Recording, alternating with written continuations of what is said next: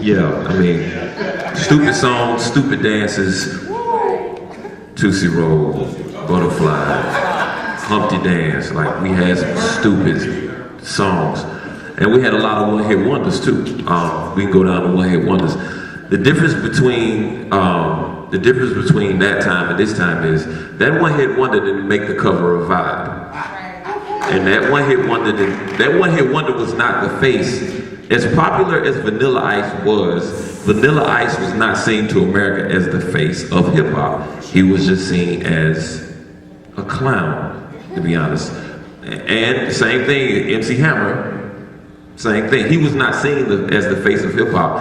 Our face of hip hop in 1994 was Biggie and Tupac. That was our face of hip hop. So that's number one. Number two, when I signed to, or when Little Brother signed to Atlantic, they tried to, let's talk about, my brother said right here, they wanted to make us change our name. The name of our album was The Minstrel Show. And Atlantic wanted us to change our name, change the name of the album. And they was like, ooh, y'all sure y'all wanna do that? You sure you wanna call your album The Minstrel Show? And it was like, yeah, we're gonna call it The Minstrel Show. And originally we was gonna be on front in blackface, as originally what we were supposed to be. And they said, oh, you can't do that. But funny thing about it is, 2 officers down from us, they was giving, I'm not gonna say the rapper's name, they was giving him media training because he hardly couldn't read. There's another case of, there's another case, I don't even stand this too long because you say it's rule of 4,080, right. There's another case you have to understand too, and I'm talking about this brother because I know him. Jay-Z, you think Jay-Z is the president of Def Jam. When he was the president of Def Jam, you must understand there's about 10 people on top of Jay-Z that you don't even get to see. You have to understand that the way they think, whoever, I'm not gonna put it all on one color, but whoever's running the 10 people on top of Jay-Z, they look at it this way. The radios look at it this way. You know what? I own this radio station. I'm gonna make a black dude a program director because the way they look at it is, I don't talk to niggas. I make sure you talk to niggas because I don't understand it. That's when they put like Jay-Z and heads of labels like that. It's like, you know what? I don't deal with niggas. I sit on my island and I make money and you go deal with niggas. I don't deal with niggas. Literally. This is exactly what's happening. And what happened when we got to this point, to that point, it's the same thing that happened when they found out, when the slave masters found out that we were singing to each other to run. When they found out we were singing spirituals to run to the north, they found out that we were putting messages in our songs. In 1988 to 1993, black college enrollment went up 47%. And that was because of the music. That was because of, I didn't know about, the only 4 black people I knew about was Harriet Tubman, Martin Luther King, were 5, George Washington Carver, Booker T. Washington, and maybe Malcolm X, depending on what school you went to. I knew about Carver because my mom went to Carver High School.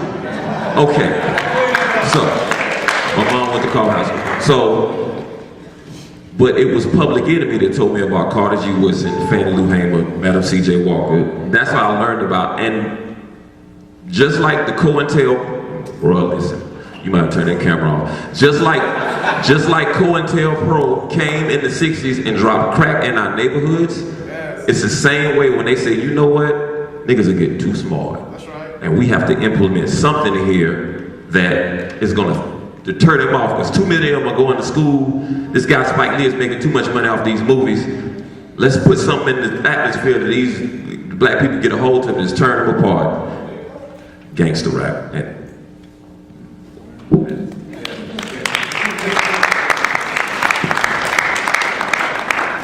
The angry one's up again. Here's how I look at it. You know, everybody talks about how things are not the same, this and that. It's evolution, things change. You know, when hip hop first started, you know, people were rhyming over other people's beats and they weren't even making their own beats. And the first produced rap album was stolen. All the rhymes were stolen. And it was all about money. That's all it was. And Grandmaster Caz, Kool Herc, who was here a couple years ago, they are still complaining about it, still bitching about that they never got what they wanted. And everybody's talking about Wu-Tang, this and that. You know, cash rules everything around me. It's all about money. It's all about money. And the reason hip-hop was so amazing to all of us is because we were young, we were youthful. Anybody in their 30s who listened to 90s hip-hop, it was amazing. It was something new, it was something refreshing. You know, but at the same time, during this, you had the rave scene, you had the dance scene, you had all this other scene, all this great stuff coming from us. The youth was changing everything. And it was coming out of a time period in the 80s where it was so much different than when we grew up. You know, we're all part of the generation where all of our parents were hippies. And it was during a generation that we were all raised from like kind of more of a free-spirited way, I think. You know, during like Woodstock and stuff like that, you know, your family was listening to Hendrix and Sly and Family Stone and the Beatles and all this stuff. And half of you guys don't even know who they are.